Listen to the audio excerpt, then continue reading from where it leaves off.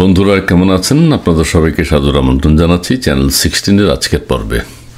আলোচনার বিষয় হচ্ছে নবনীতা চৌধুরীর বয়ান।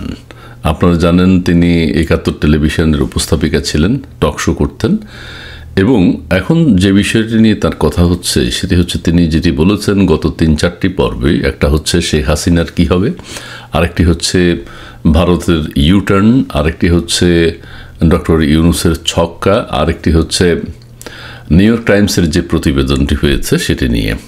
তো এগুলো নিয়ে অনেকে অনেক ধরনের কথা বলছেন। তিনি কি বলতে চাচ্ছেন, কেন বলতে চাচ্ছেন, কোন দিকে তিনি যাচ্ছেন, কার পক্ষে বলছেন, কার বিপক্ষে বলছেন, অনেক কিছু বোঝা যাচ্ছে না। তার বক্তব্যে কেউ মুগ্ধ হয়েছেন, আবার কেউ কেউ ক্ষুব্ধ হয়েছেন।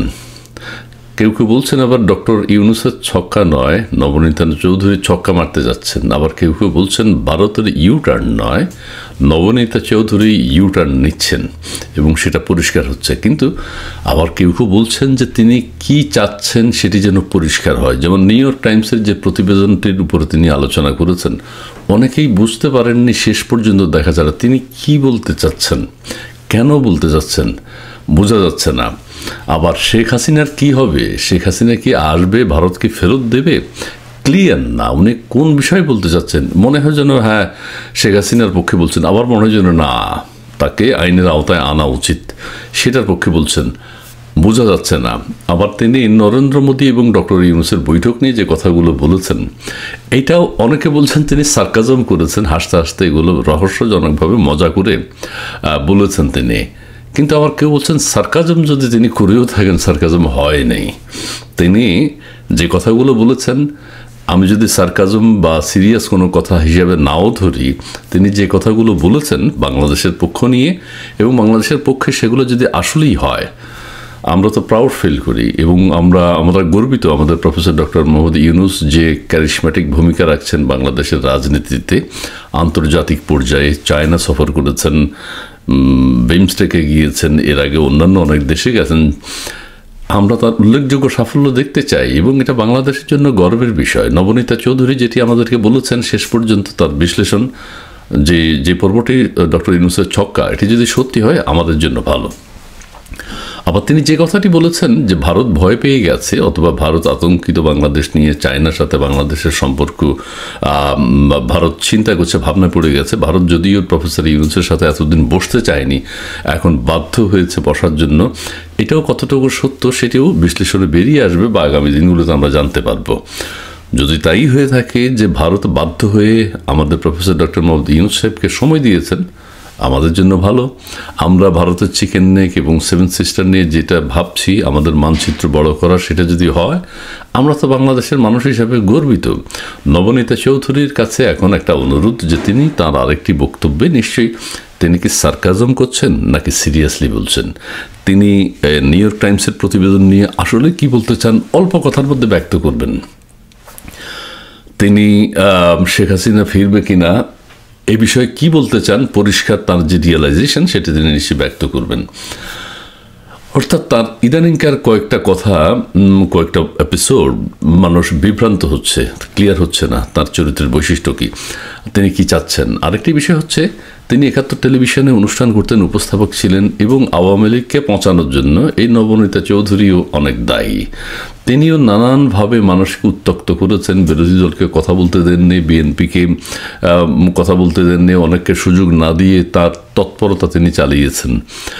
সেই ক্ষেত্রে অনেকে বিরক্ত হয়েছে এবং অনেকের ধারণা ছিল এরা আওয়ামী লীগের কর্মী হিসেবে কাজ করছে। যদি তাই করে থাকে তাহলে এক ধরনের আমাদের সাথে প্রতারণা করেছেন টকশো যখন হোস্ট করতেন। এখন তিনি একটা টকশো শুরু করছেন, নবনীতা চৌধুরীর বয়ান সারা দেশের মানুষই এখন দেখে তিনি কি বয়ান করছেন, বয়ানে কি কি বিষয় উপস্থাপন করছেন সেগুলো শুনতে চায়, কিন্তু ঘুরিয়ে পেঁচিয়ে লম্বা করে বলেন, যেটি মানুষ ধৈর্যহারা হয়ে যায়। তিনি আর অল্প কথার মধ্যে কেটে কেটে ছোট ছোট করে বলবেন, সেটি মানুষের প্রত্যাশা। আর আরেকটি বিষয় বলতে চাই যে নবনীতা চৌধুরী বর্তমানে সম্ভবত দেশের বাইরে আছেন, এবং কেউ কেউ বলছেন যে তিনি সরকারের মুখপাত্র হয়ে যাবেন, তিনি ছক্কা মেরে দিয়েছেন। কেউ কেউ বলছেন যে সরকারের উচ্চ পর্যায়ে চলে যাবেন, আবার কেউ কেউ বলছেন না তিনি সার্কাজম করছেন। কিন্তু সার্কাজম যদি করেও থাকেন, এটা সার্কাজম কিনা সেটা হচ্ছে না, সেটা মানুষ ধরতে পারছে না। তিনি স্পষ্ট করবেন তিনি কি চান, কি বলতে চান। আর যদি তিনি সাংবাদিকতার নিরিখে বলেন তাহলে হ্যাঁ, উভয় পক্ষের কথাই বলবেন, আলোচনা সমালোচনা সবার কথাই থাকবে। ভারতের কথাও বলবেন, ভারতের কোথায় ল্যাকিংস আছে, বাংলাদেশের কোথায় আছে, বাংলাদেশের কোথায় ভালো দিক, ভারতের কোথায় ভালো দিক, ভারতের সাথে আদৌ আমাদের সম্পর্ক সম্ভব কিনা, হলে কিভাবে হতে হবে, সেগুলো তিনি ক্লিয়ার করবেন। যে কারণে এখন যে কথাগুলো আলোচিত হচ্ছে, নবনীতা চৌধুরীর বক্তব্যে কেউ কেউ ক্ষুব্ধ, আবার কেউ কেউ মুগ্ধ। নবনীতা চৌধুরী ভারত ইউটার্ন নেয়নি, ইউটার্ন নিয়েছেন নবনীতা চৌধুরী, এটা তিনি ক্লিয়ার করবেন। আবার কেউ কেউ বলছেন ডক্টর ইউনূস ছক্কা মারেনি, তিনি দীর্ঘদিন যাবৎ ছক্কা মারছেন, ভালো প্লেয়ার, তিনি ছক্কা মেরেই খেলেন। আর অনেকে বলছেন যে নবনীতা চৌধুরী বরং ছক্কা মেরেছেন তার বক্তব্যে, এই রকম বক্তব্য দিয়ে। আমরা জানি না, আমরা আরও জানতে চাই। যেহেতু নবনীতা চৌধুরী একটা অনুষ্ঠান করেন, নবনীতা চৌধুরীর বয়ান, তার বয়ানে তিনি স্পষ্ট করবেন তিনি আসলে নিরপেক্ষ সাংবাদিক না কোনো পক্ষের, না দেশের ভালো মন্দ সব কিছু নিয়েই আলোচনা করবেন, সেটি তিনি ক্লিয়ার করবেন। ধন্যবাদ নবনীতা চৌধুরী। এবং আপনি যদি ভিডিওটি দেখে থাকেন, আশা করছি এর জবাব দেবেন, এই বিষয়ে আপনি একটা বক্তব্য রাখবেন। এবং দেশের অনেক মানুষ কিন্তু, আমরা কমেন্টসগুলো পড়েছি, আপনার সম্পর্কে জানতে চায়, আপনার রিয়েলাইজেশন আপনি ক্লিয়ার করবেন। শুরুর দিকে আপনি যেভাবে শুরু করেছিলেন, অর্থাৎ নবনীতা চৌধুরীর বয়ান আপনি যেভাবে শুরু করেছিলেন, এই গত 3-4টি পর্বে মনে হয় যেন একটু কেমন যেন মনে হয়। তো কেমন যত মনে না হয়, আপনি নিরপেক্ষ সাংবাদিকতার দৃষ্টিকোণ থেকে যদি বলে থাকেন, তাহলে আপনি স্পষ্ট করবেন, উভয় পক্ষেরই কথা বলবেন, আলোচনা সমালোচনা থাকবেই, সেটি আপনি জাতির সামনে তুলে ধরবেন।